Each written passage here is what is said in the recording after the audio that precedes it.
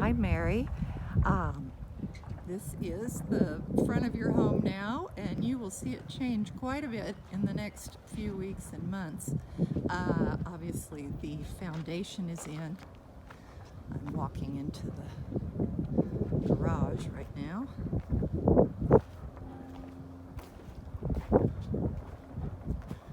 And then we're going to look down into the basement of the home, and you can see they're working on the underground plumbing.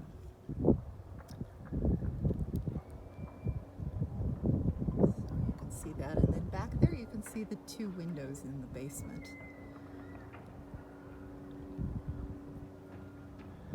So from now until the time of your orientation, I'm going to be sending you a video every other week, and then during the intervening week, the construction manager and I will be calling you with updates. So Mary, if you have any questions at all, please give me a call and have a great weekend. Bye-bye.